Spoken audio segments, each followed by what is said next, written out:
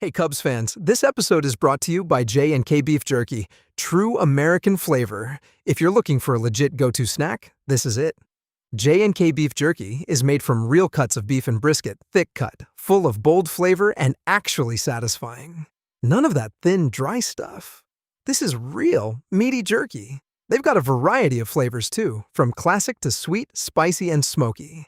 Head over to jkjerky.com and use code CLUB120 at checkout for a discount. That's jkjerky.com, code CLUB120. Welcome to Club 120, the ultimate roundtable for diehard Cubs fans and lovers of all things sports and lifestyle. Strike three, you're out. Hosted by Neil and Nate, two former baseball players and coaches turned loud mouths with strong opinions and even stronger banner. Get ready for quick-hitting, time-answer segments packed with wit, laughs, and the occasional heated debate. From analyzing Cubs on-field action to diving into off-field drama, no topic is off limits. So grab your glove, pour a drink, and pull up a seat at Club 120, where the banner's quick, the takes are hot, and the Cubs always come first. Let's get started. Play ball. Hello, Cubs friends. It's 120. You know what that means. Grab an old stop and a bleacher seat. You're in Club 120. Let's talk Cubs. I'm Nate, and with me as always is a man who can handle his chocolate bubblegum even during bad baseball games. Neil, what's on today's lineup card, Coach? Oh man, that chocolate bubblegum that really gets you through the rough days, doesn't it? Oh my gosh, oh, man. I mean, when you got to, what is it? It's not called what it used to be called anymore. They had to change the name of that. So I don't know if I'm allowed to talk about that on this platform. So. Yeah, probably not. So we're not going to even say any names. But hey, thanks to anyone watching. We appreciate you tuning in. We appreciate you watching or listening, however it is you take us in. We could not do this without you. So we really appreciate you, whether you're in the gym, at work, pretending to answer emails, or whatever it is you're doing. We appreciate you being a part of Club 120. Let's get into it, man. We're going to start with folding ace again. Cade Horton goes down. Then we'll move on to Nate's Dawg Pound. And then our third topic will be potholes to Palencia. The bullpen's under construction. So how do the Cubs smooth out the road to the ninth? And after that, it's power versus pressure. Can this offense compete when the bats are not slugging? And finally, our topic of the week, light my fire. How do the Cubs break out of this slow start, man? Let's get started. Folded ace. Now, where do we go from here, man? Cade Horton is the second ace to go down in 2 years at the beginning of the season. What do you make of it? I want to say that we're prepared for this and we've seen this before, but doesn't this feel like it hurts a little more? I think that's because it's fresh. I really do. I think, if I'm being honest, I remember the sick feeling when Justin Steele went last year, because I don't know if this is the case, and forgive me, I should know this, but I don't. I feel like Justin Steele's older than Cade, like by quite a bit. I don't know if that's accurate. Not quite a bit. I think it's just a couple of years, because remember, Cade is older. He's 24. So I think Justin's 26. Okay, so when it happened to Justin Steele, I don't know. There was this level of, will he ever be Justin Steele again? Mm-hmm. And I don't know why, but I don't feel that fear with Cade. Like, I feel like, it's going to be 18 months, but we'll see him again at the level that we see him now. Okay. But again, here we are with, I'm not positive, but Justin Steele had the surgery before, right? Yes, but I think it was he had it whenever he was at K-State.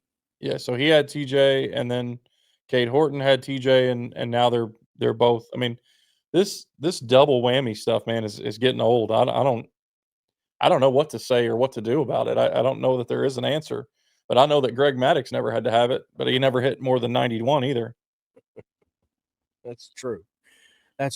So my flip side on this, Neil, as far as how it feels, because I loved your explanation there, because there was a massive, just when you lose Justin Steele, I just feel like for me this season, I feel like that hurt this season more because we had Justin Steele coming back. Right now, we're looking at him as the trade that we don't have to make, which is great.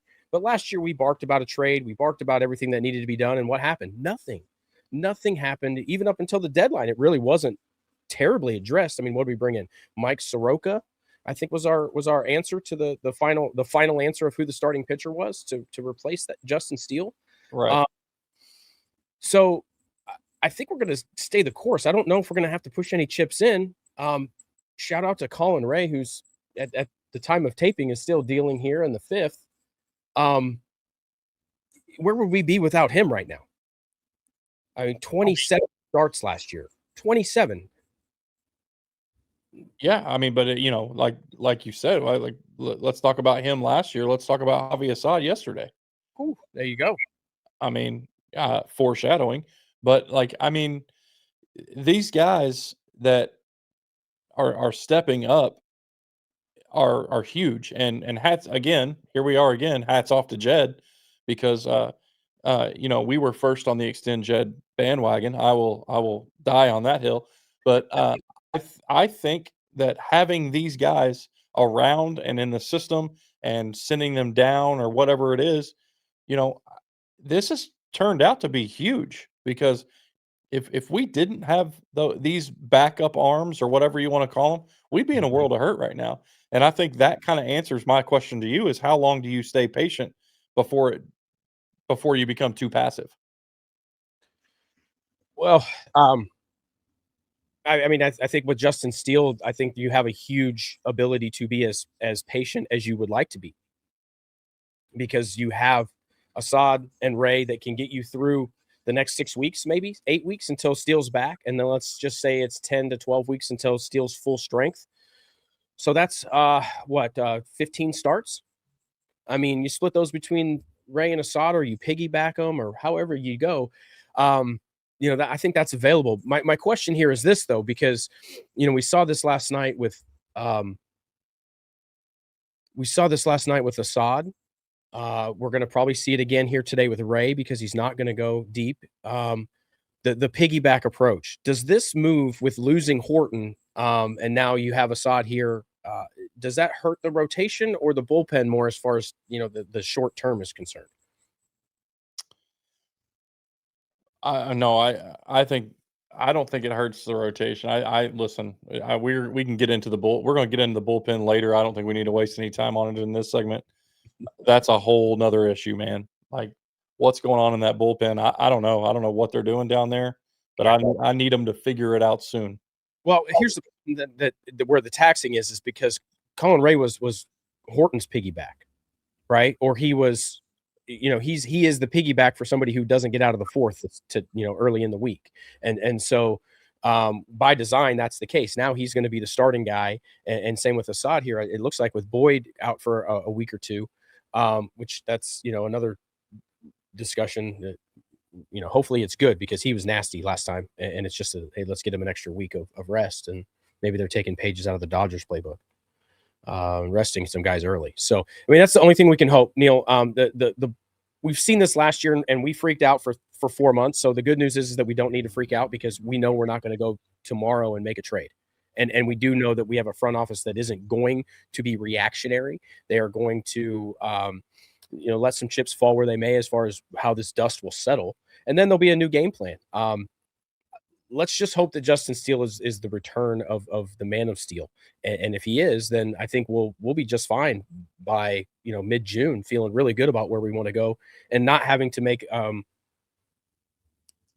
mandatory moves at the deadline. It's more like supplement, we're going to supplement the bullpen or supplement the rotation, whatever we would need there. Yeah. Okay. So while the rotation's taking hits, somebody needs to step up. Let's bring back a topic from last week. Let's talk about topic number 2, which is Nate's Dawg Pound. That's it, man. It's your Dawg Pound. Let's hear it. What do you got? Well, hey, this came out last night. We've had some good submissions lately, so let's clear up some things here, because Nate's Dawg Pound did start last year, but I think this year is a good year as far as just a clean slate. So let's set some parameters here. All right. For this year, because we have no returners. So let's just set the lead dog standard right now. And the easiest one here, and then we don't need to vote or anything here. Our lead dog is Daniel Palencia. And I think all roads lead to Danny P in 2026. And it's how well we can feed that. Whether that's through for the starting pitching to the bullpen, all roads lead to Danny P. He is our lead dog. And the energy that he brings, I mean, it's too much. It's too much time between. We've got to feed him more because he's that electric, just that energy source that we need at the end of those ball games. So that's another topic. But there's your lead dog. We've got a few dogs at the vet, which we won't discuss because you need health to be required to be a dog. So Justin Steele, obviously Horton going there would have been a dog, and Matthew Boyd right now just kind of on the mend. So we'll bring that up later. I do have one here that I believe, Neil, that will be just a unanimous. This dude is a dog because he's the newest pup on the block, but he's been as advertised and he's been everything that we hoped and dreamed as of so far. Do you have any objections as to Easy E, Edward Cabrera, being in the Dawg Pound for 2026? No, I don't. Okay. It's especially. I'm sorry? Especially to start with. I think he's earned it. He's got 2 outings so far. I think that's where he, he's held it down. He's performing well enough for me. And but I love your caveat that you have to be healthy to be in the Dawg Pound. I played a very long time for a coach that had coined a phrase that I will take to my grave, and that is availability is a skill. And I wholeheartedly agree with that. There's guys that constantly nurse injuries their entire lives, and being available is a skill. That's a skill set of preparing your body and keeping your body ready to go at all times. That's a skill. And so I love the caveat of having to be healthy to be in the Dawg Pound because these dogs, if they're going to eat, they've got to be on the mound on a regular basis. Absolutely. And speaking of availability, we had an example last night on Tuesday, Neil, and that's where this really came up to make this week's show. It's obviously been on the board of when we're going to release the Dawg Pound, but man, we had a performance last night in a submission for the Dawg Pound. Javi Assad was called up, so finally he's available. It's been over a year since his last major league outing. Spent most of last year pretty much into spring training, right? He didn't even break camp with the club, so he missed an entire season. So he's available. Here's my pitch, Neil, and we're going to open it like this. He's not sexy. He's gritty. He forces contact. He competes in the zone, and he gives the Cubs a chance to win every time he starts. He's never going to be dominant, but he's going to have 15 quality outs in him today.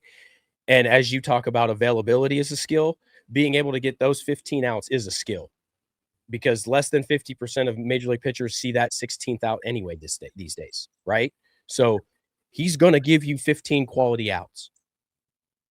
And that's why I propose that he is in Nate's Dawg Pound. Now, is he the biggest? Is he the sexiest? Is he Danny P? No. So what I would love to do is to propose a vote. And let's engage the audience here. And let's put Javi Assad to the vote for Nate's Dawg Pound this week. And we'll put this clip out there and we'll get it out there. And we're going to get some likes and we're going to get some discussions. But we'd love to see Javi keep hunting in that Nate's Dawg Pound. Yeah, okay. I'm all about it. We'll throw it out there and see what the people think. But yeah, as far as I'm concerned, if he keeps performing like he did yesterday, he's going to be a shoe-in. Okay. While some stepping up, the bullpen is still trying to figure itself out. Pothole, or our third topic is Potholes to Palencia. That's right. Potholes to Palencia. The Cubs bullpen is under construction. How do the Cubs smooth out the road to Danny P? Boy, that's a really open-ended question. Here's the thing. don't we have a lemon every year? Doesn't it feel like this bullpen and we add guys and then we just have to just squeeze them until one of them just can't just doesn't have any juice? Lemon? Uh, we got to start somewhere. I mean, we had Hector Neris, and then we had Ryan Presley. I know we've had other castoffs in that time, but I mean, you had to have somebody just that was brought in here on money that just has to just get sacrificed. And I think we're in that stage right now where this bullpen just has to shake out on some thoughts of we thought this guy was good and he's just not good. And every year the Cubs have a lemon in their bullpen. Yeah, okay. So I try to be a nice guy. I try to be positive. I try to be upbeat. But listen, I'm over the Phil Maton, whatever it is. And here's the deal. It's so bad. I don't even want to know what it is. I want to not have to say it again. That's what I want. I am ready for that experiment to be so far over that it's off my radar. It's gone. Like I don't I mean, when's the last time he looked like he wanted to be in a baseball uniform? I don't know. You texted me that last night, that comment about he just doesn't look interested. And you're right. It's like he signed a $5 million deal, $7 million deal, and he's done. It's weird. I mean, and maybe this is look. We can diagnose travel ball and the problem with the world today, but at the end of the day, I find myself saying, well, maybe he's just not having fun, and that, and maybe he's just one of those like he had a soccer mom growing up, and golly gee, I just hope we all have fun. That's win or lose, as long as we had fun, and maybe he's not having fun. So, I don't know. We need to get the guy a pacifier or what, but like this is I can't watch it anymore. It's like, I think I don't know. I don't even remember what the cushion was last night, but it was enough. It was like a 7-run cushion. We put him in, and it's like, okay, now we're up 5. We still gonna ride. We're gonna ride this dog or what? Because I listen. I mistakenly called him a dog, and he is so far from a dog. Right, the wrong segue there. Now, so, the bullpen, though, there's so many roles, and we didn't know Brad Keller was Brad Keller until then. I mean, at this point last year, Drew Pomerantz was still in Tacoma, Washington with the Mariners. Do expectations play a role here in how swift we are these days, or maybe past experiences with other lemons like Presley and Neris? I mean, where do we draw the line of just let these things settle, or we can still yell about them because there really are a problem? Like, is this bullpen a problem? Yes or no?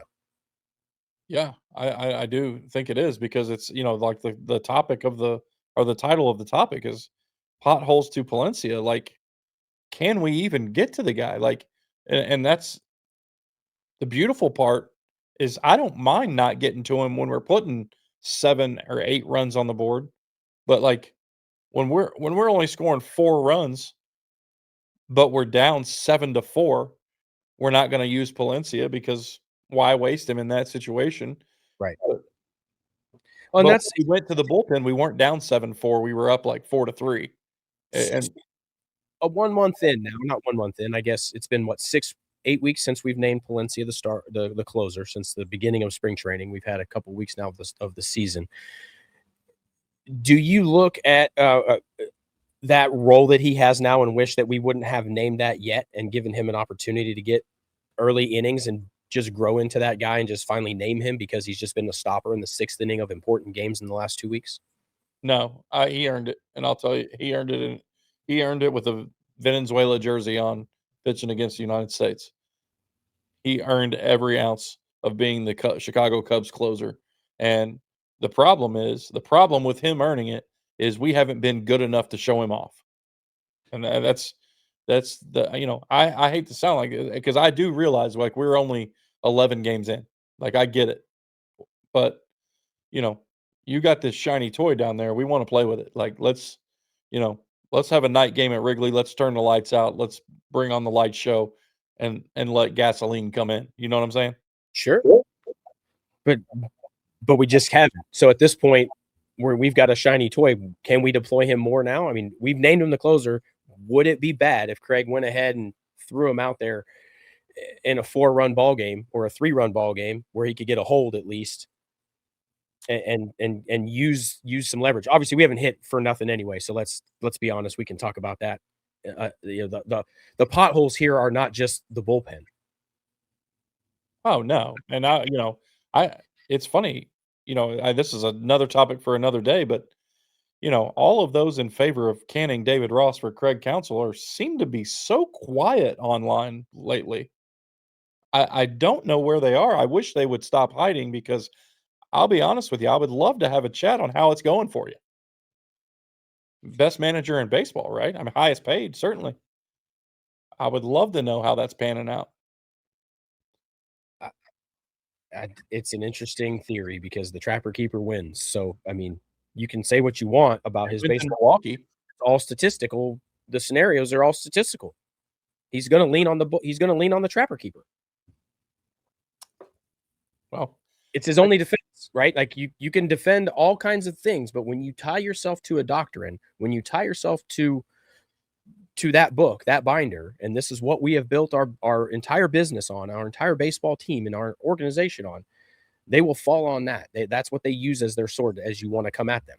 It's the only thing they can use to defend themselves. Look, all I'm going to say on this topic, and if we want to add this as a topic in a couple of weeks or whatever, we can. But all I'm going to say is Milwaukee has been phenomenal the last 10 years, what they've been able to do. Majority of that with Craig Counsell. But the best 2 years that Milwaukee has had in the last 10 have been the 2 without him. And probably about to make that a third. So you can do with that what you want. Yeah, I would love to say break up the Brewers, but they do that to themselves, so it doesn't matter. And they still win. So to break up the Brewers, no, keep them together. If they're trading people, that's a problem. Right. Okay, so if the bullpen is shaky and the offense has to carry more weight, let's talk about topic number 4. Power versus pressure. Offensive offense, man. Can the Cubs hitters compete when they don't slug?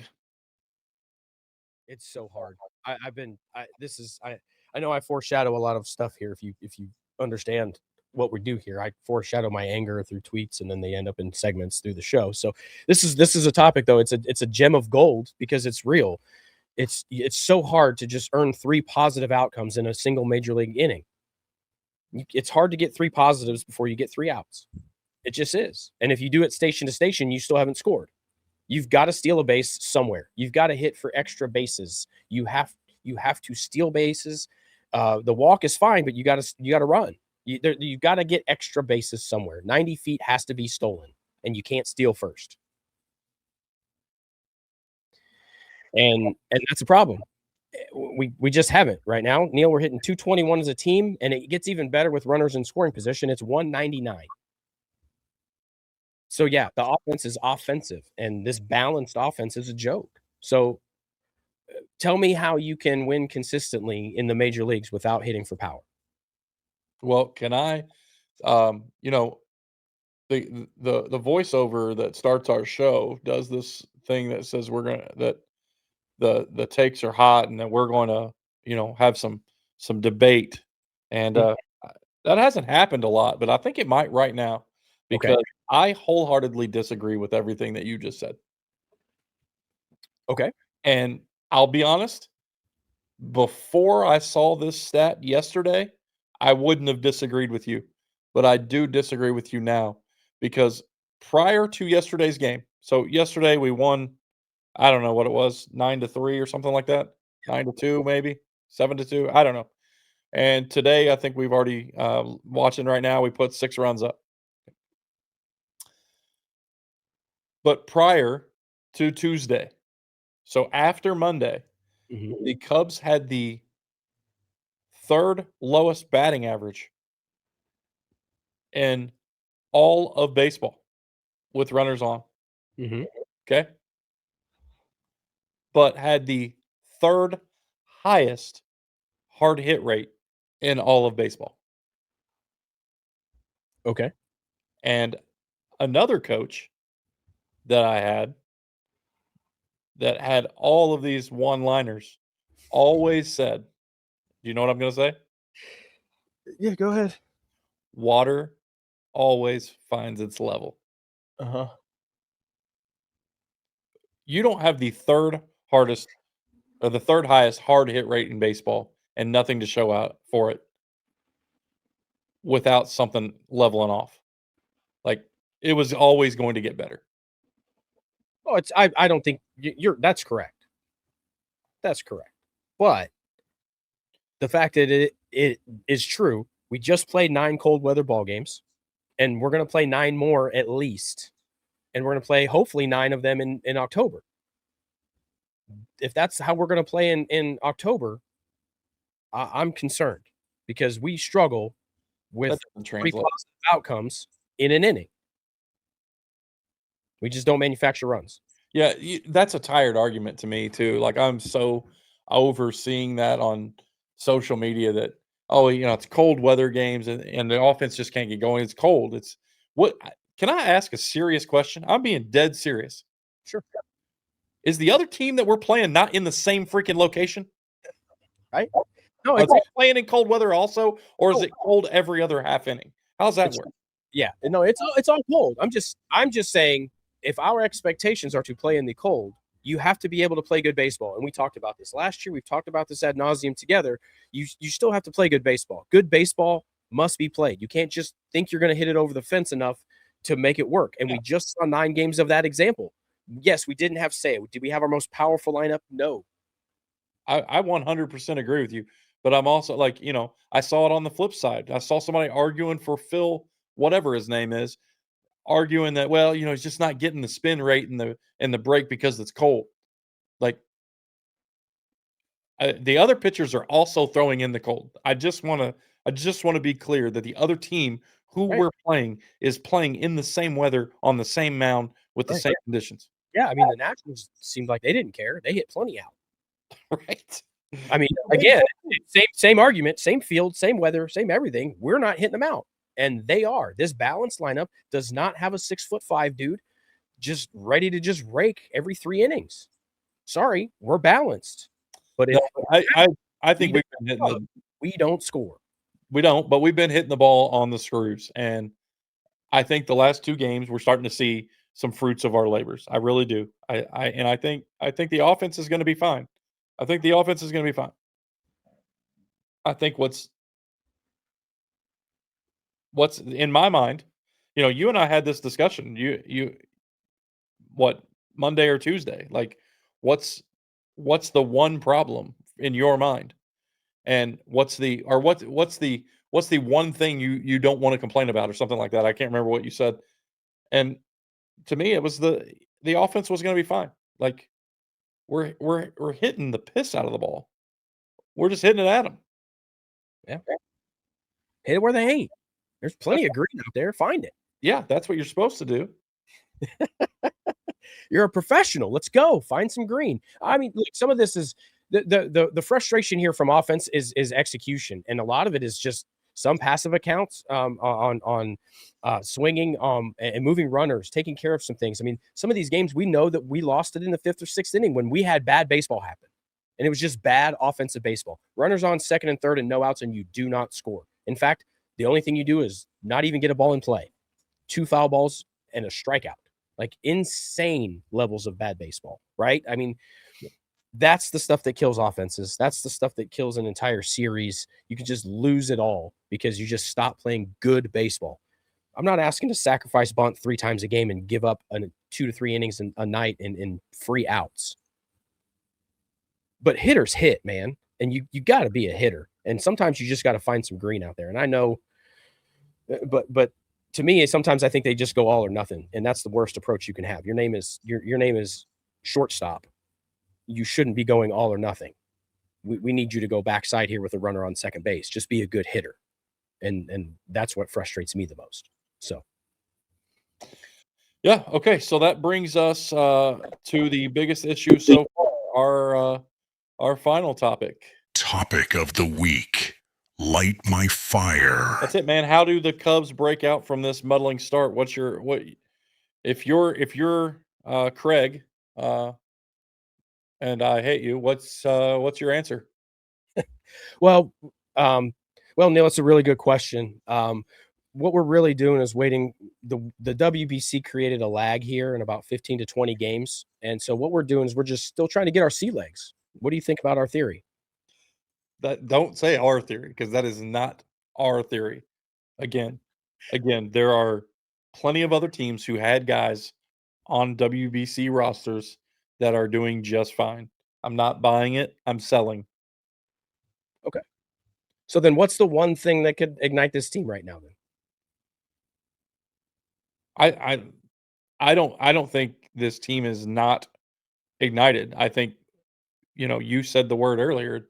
It's not translating, and I think that's the issue. Like, we're hitting the ball hard. Like, we have the third highest hard hit rate in baseball, and I'll bet you the last two. That was 3 days ago. I bet you the last 2 games it's only gotten better.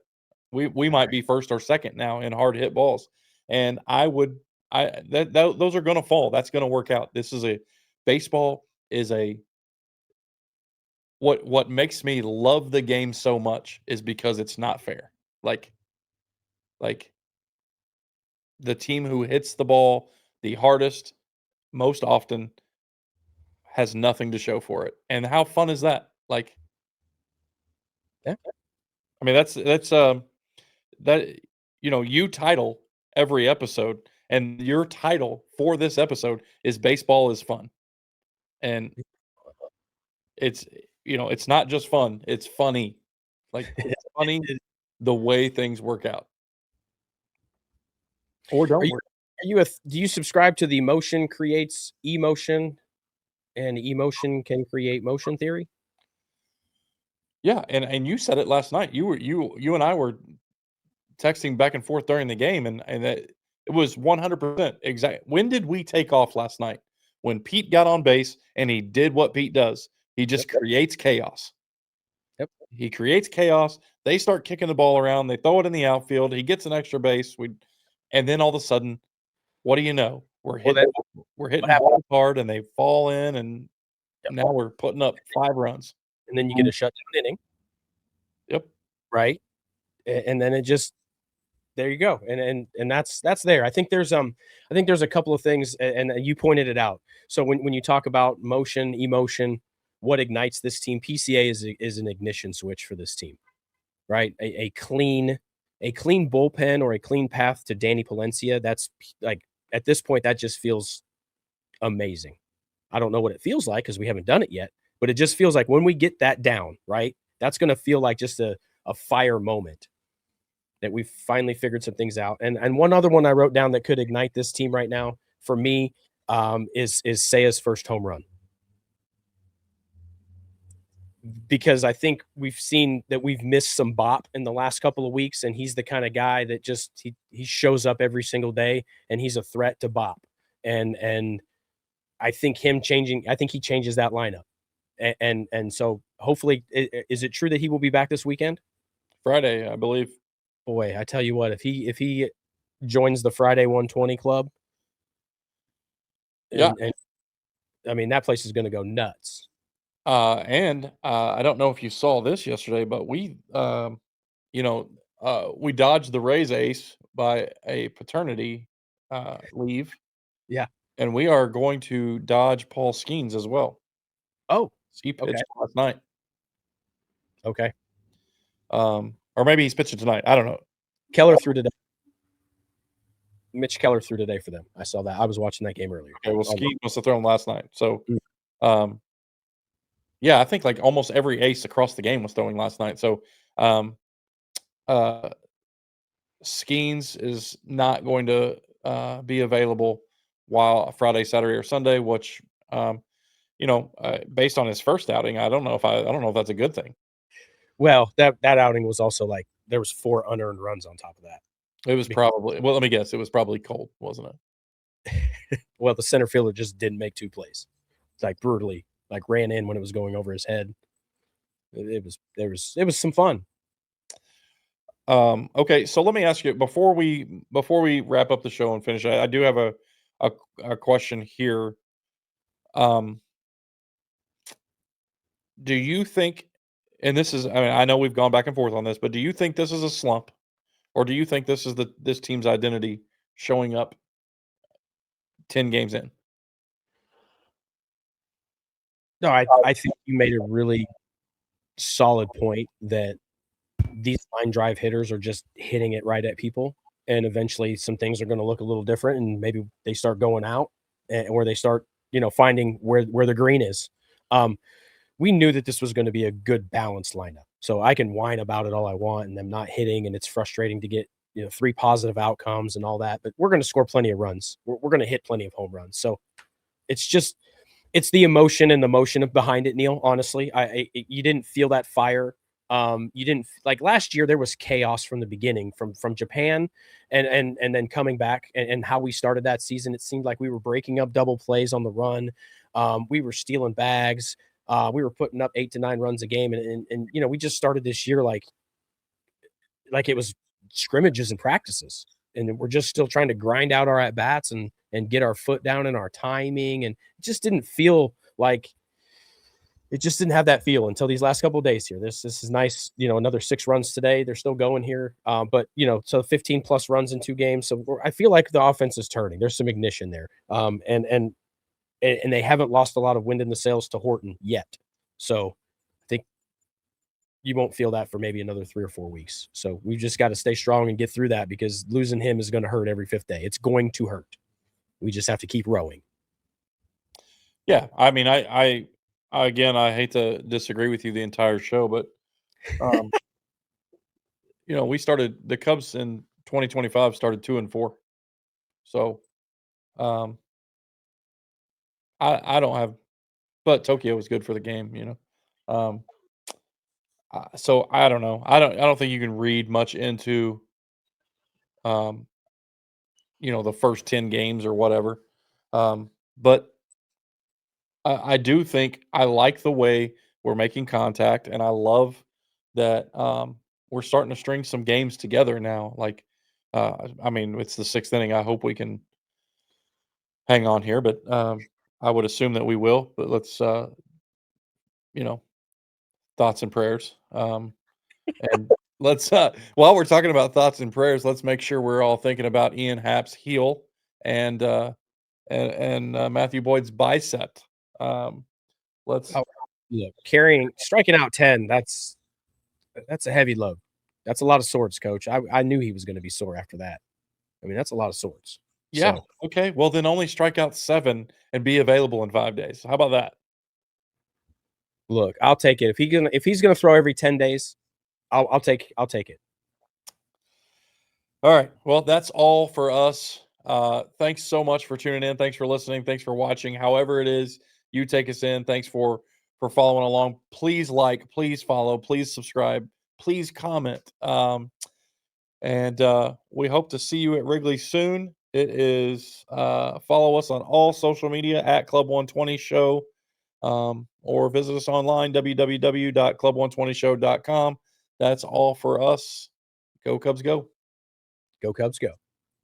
This has been Club 120. Neil and Nate have practically spent their entire lives doing something centered around baseball. And with these guys, you're going to get quick-hitting, time-answer segments packed with wit, laughs, and, yes, heated debates. We hope you enjoyed the show. If you did, make sure to like, rate, and review. We'll be back soon. But in the meantime, you can find us on all social media platforms at Club 120 Show. And, of course, the website at www.club120show.com. Until next time, go Cubs, go!